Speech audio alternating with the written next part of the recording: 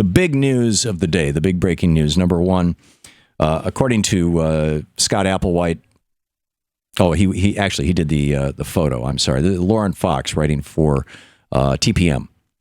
Senate Republicans have decided they will not hold a hearing in the Judiciary Committee on an Obama nomination to the Supreme Court. Senators confirmed as they filed out of Majority Leader Mitch McConnell's office Tuesday. Not even going to hold a friggin' hearing. I mean, President Obama could nominate Jesus Christ, and these Republicans are not going to hold a hearing. Now, on top of that, he wants to close GITMO. And I thought his GITMO speech this morning was brilliant. And it's obvious that he is finally, and I really think it took him 5 or 6 years to figure this out. But, now that the books are out and yeah. Okay. So, it's just nuts. So in any case, President Obama came out and said, basically, this was not a partisan issue until I became president. This is clip one, right, Shano? Listen to this. When I first ran for president, it was widely recognized that this facility needed to close. This was not just my opinion. This was not some radical far-left view. There was bipartisan support to close it. My predecessor, President Bush, to his credit, said he wanted to close it. It was one of the few things that I and my Republican opponent, Senator John McCain, agreed on. And so, in one of my first acts as president, I took action to begin closing it. And because we had bipartisan support, I wanted to make sure that we did it right. I indicated that we would need to take our time to do it in a systematic way and that we had examined all the options.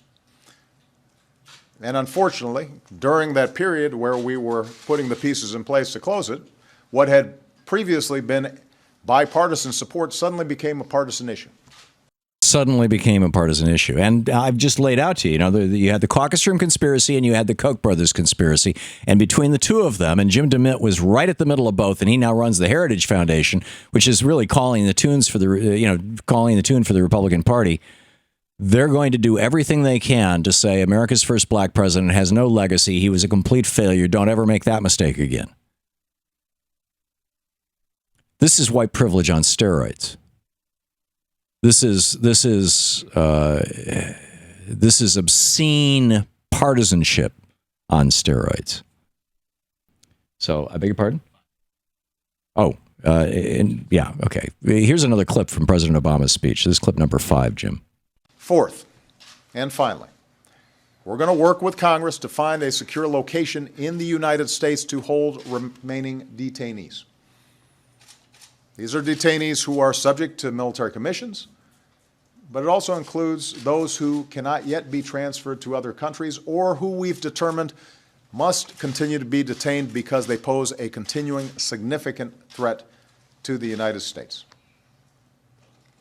We are not identifying a specific facility today in this plan. We are outlining what options look like. As Congress has imposed restrictions that currently prevent the transfer of detainees to the United States, we recognize that this is going to be a challenge, and we're going to keep making the case to Congress that we can do this in a responsible and secure way, taking into account the lessons and great record of our maximum security prisons.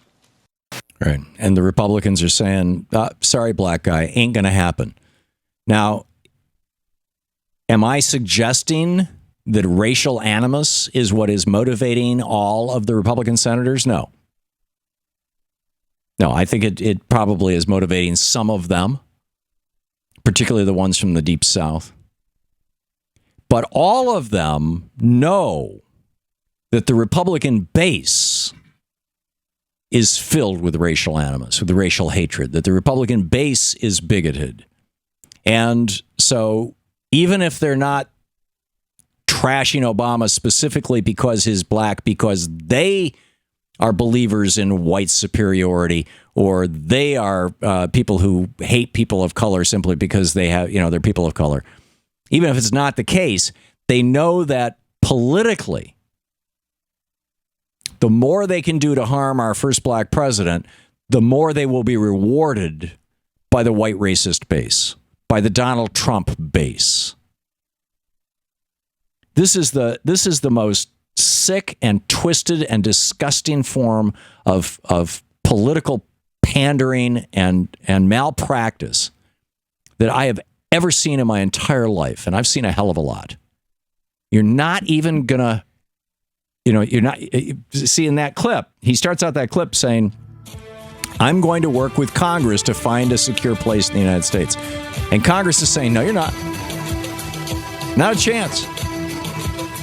And, nice speech, Obama, but ain't going to happen. You are not going to go down in history as the guy who undid all the damage that George W. Bush did. We would like a Republican president to be the guy who does that. This is getting really ugly. To watch more clips from our programs, hit the Watch More Videos button over here. And please be sure to hit the handy-dandy subscribe button so you'll always be up to date. Tag, you're it.